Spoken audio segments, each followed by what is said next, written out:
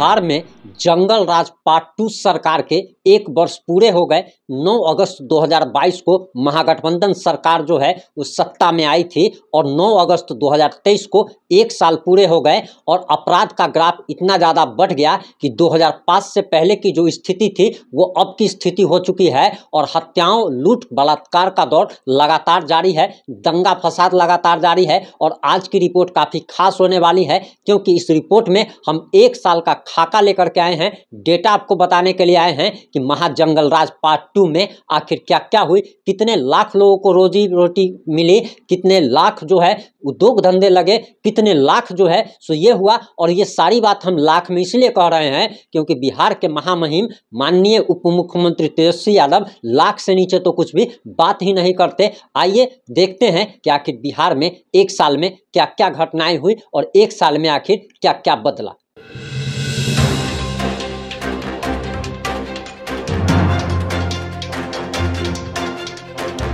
नमस्कार, मैं प्रिंस कुमार सिंह और आप देख रहे हैं पॉजिटिव इंडिया। अगर अभी तक आपने चैनल को सब्सक्राइब नहीं किया है तो खबरों से अपडेट रहने के लिए चैनल को सब्सक्राइब कर लीजिए और जो लोग ऑलरेडी कर चुके हैं उन सभी लोगों को सही हृदय धन्यवाद।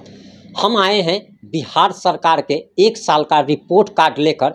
आपको सभी को पता होगा और जिन लोगों को पता नहीं है उनको बताते चले कि 9 अगस्त 2022 को महागठबंधन की सरकार सत्ता में आई थी। नीतीश कुमार सबसे पहले राजभवन जाते हैं, वहां जाकर अपना इस्तीफा सौंप देते हैं। उसके ठीक 1 घंटे के बाद तेजस्वी यादव के साथ वापस फिर से राजभवन जाते हैं और तेजस्वी यादव के साथ जाकर के सरकार बनाने का दावा पेश कर देते हैं और बिहार में एनडीए की सरकार गिर जाती है, महागठबंधन की सरकार बन जाती है। इसके बाद कहानी शुरू होती है महाजंगल राज पार्ट 2 की। और साल 2005 से पहले जो स्थिति थी कि लोगों को डर लगता रहता था कि उनके परिजन जो है जो बाहर कहीं गए हैं, उनकी बेटियां, उनकी बहन जो बाहर गई है, ट्यूशन गई है, कोचिंग गई है, मार्केटिंग करने गई है, वो वापस सुरक्षित आ पाएगी या नहीं आ पाएगी। ठीक वही डर इस सरकार के बनने के बाद लगातार लोगों के मन में है और ये डर सिर्फ और सिर्फ ऐसे ही नहीं है बल्कि लगातार हो रही रेप, लूट, बलात्कार की घटनाओं पर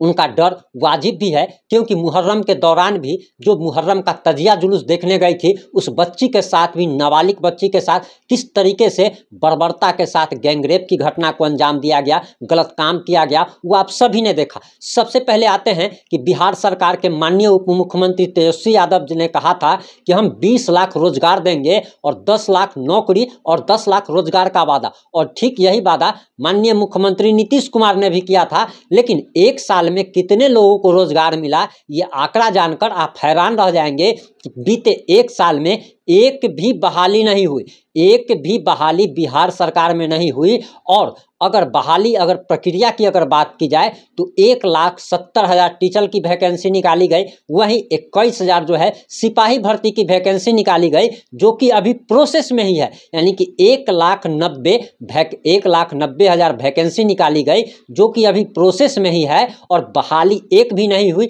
यानी कि बहाली कहने का मतलब ज्वाइनिंग अभी तक एक भी नहीं हुई। और बिहार में 1 साल इस सरकार को बने हुए हो गया लेकिन ना तो कोई पर्यटन नीति आई है, ना तो कोई उद्योग नीति आई है और ना ही कोई लघु और कुटीर उद्योग नीति आई है। जिसके बाद आप समझ सकते हैं कि जहां पे जिस सरकार के पास कोई नीति ही नहीं होगी, कोई योजना ही नहीं होगी, वहां पर आखिर ये नौकरी कहां से उपलब्ध हो पाएगा, रोजगार कहां से उपलब्ध हो पाएगा, ये सबसे सोचनीय बात है। और लगातार हर मंच से मुख्यमंत्री नीतीश कुमार हो या उप मुख्यमंत्री तेजस्वी यादव हो, ये लगातार कहते रहे हैं कि हम लोग 20 लाख लोगों को रोजगार देंगे, यानी कि 10 लाख सरकारी नौकरी और 10 लाख लोगों को व्यापार से जोड़ा जाएगा। लेकिन बिहार में आप देख पा रहे होंगे कि अगर बैंक में अगर उद्योग के नाम पर अगर आप लोन लेने के लिए जाते हैं तो बैंक से आपको धक्के मारकर बाहर भगा दिया जाता है।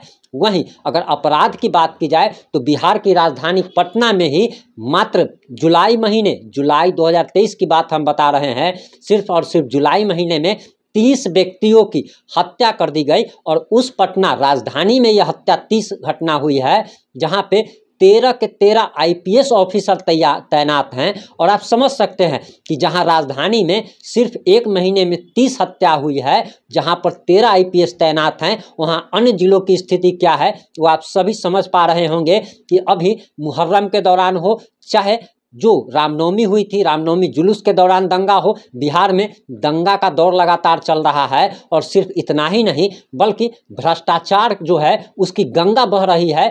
भागलपुर का अगवानी पुल लोग भूले तक नहीं है कि 1700 करोड़, 1-2 करोड़ नहीं बल्कि 1700, 1700 करोड़, जिसमें हजारों गरीबों का, लाखों गरीबों का भला हो सकता था, वो 1700 करोड़ रुपया भ्रष्टाचार की भेंट चढ़ जाता है। गंगा नदी में पुल भरभरा कर ढह जाता है, जो कि एक मेगा प्रोजेक्ट था। और उसकी सबसे बड़ी बात तो ये है कि जांच तक नहीं कराई जाती है, और जांच के नाम पर 1-2 इंजीनियर के यहाँ छापा पड़ता है, 10-20-50 लाख जब्त करके और उनको जेल भेज करके मामले को रफा दफा कर दिया जाता है। इससे आप स्थिति को समझ सकते हैं। अगर सिर्फ एक दिन की ही बात की जाए तो आप जान लीजिए कि नालंदा में युवक की गोली मारकर हत्या कर दी गई। दोस्त के साथ वह घूमने के लिए जा रहा था, बिहार क्लब में एक युवक की गोली मारकर हत्या कर दी गई। सस्पेंस बरकरार है, पुलिस जांच में जुटी हुई है।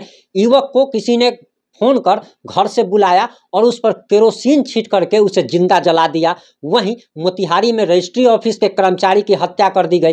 सीओ के ड्राइवर को नंगा कर पीटा जाता है। बेगूसराय में क्या होता है वो आप सभी लोग जानते हैं। तेघड़ा में क्या होता है वो आप सभी लोग जानते हैं। दलित परिवार को कैसे क्या किया जाता है कि एक दलित व्यक्ति श्रीकांत पासवान के लाश पर दूसरे धर्म के लोग पेशाब तक कर देते हैं और उसके शव के साथ बर्बरता की जाती है, आप सभी देख रहे होंगे। वहीं बिहार के माननीय उप मुख्यमंत्री तेजस्वी यादव, जो कि स्वास्थ्य मंत्री भी हैं, पथ निर्माण विभाग के भी मंत्री हैं, और ये अपने पास 3 से 4 विभाग रखे हुए हैं, लेकिन इनके विभाग में अभी तक कोई भी बहाली नहीं आई है।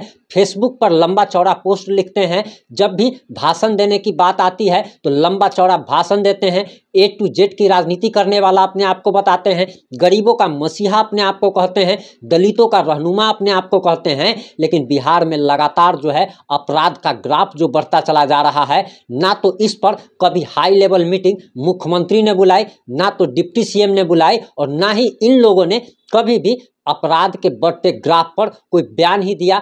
ना तो डीजीपी के साथ इन लोगों ने मीटिंग की, ना कुछ भी किया, बल्कि अपराध पर कुछ भी नहीं किया। और इन लोगों ने अगर 1 साल में अगर देखा जाए तो सिर्फ और सिर्फ क्या किया है वो भी जरा जान लीजिए कि सिर्फ और सिर्फ 1 साल में कि कैसे नीतीश कुमार पीएम बन सकते हैं और तेजस्वी यादव खुद कैसे बिहार का सीएम बन सकते हैं।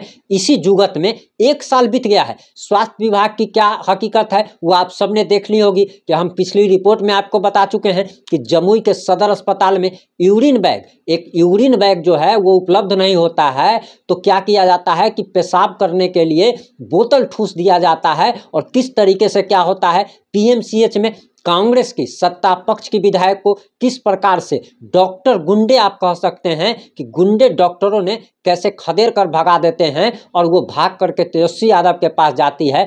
स्वास्थ्य विभाग की क्या स्थिति है, आखिर शिक्षा विभाग की क्या स्थिति है, हर एक विभाग की क्या स्थिति है वो आप समझ पा रहे होंगे। और बिहार में बहाली के नाम पर 1 साल में 1 लोगों को भी ज्वाइनिंग नहीं हुई है। मात्र 1,70,000 इन लोगों ने टीचर की वैकेंसी निकाली, 21,000 सिपाही की भर्ती की वैकेंसी निकाली, जो कि प्रोसेसिंग में है। और इसको पूरा करने में 3 साल का वक्त लगेगा कि 5 साल का वक्त लगेगा, या हो सकता है कि अगली सरकार जब आए तो उसको कैंसिल कर दे, क्योंकि पिछली सरकार ने जो भी किया था उसको तेजस्वी यादव सत्ता में आते हैं तो उन सारे चीज़ों को कैंसिल कर देते हैं। तो यही हमेशा होता आया है, और बिहार में लगातार जो है अपराध का ग्राफ बढ़ता चला जा रहा है। और तेजस्वी यादव सीएम बनने के चक्कर में और नीतीश कुमार पीएम बनने के चक्कर में बिहार को रसातल में डुबा दिया। 2005 से पहले जो बिहार में स्थिति थी वह स्थिति अभी भी बिहार में है।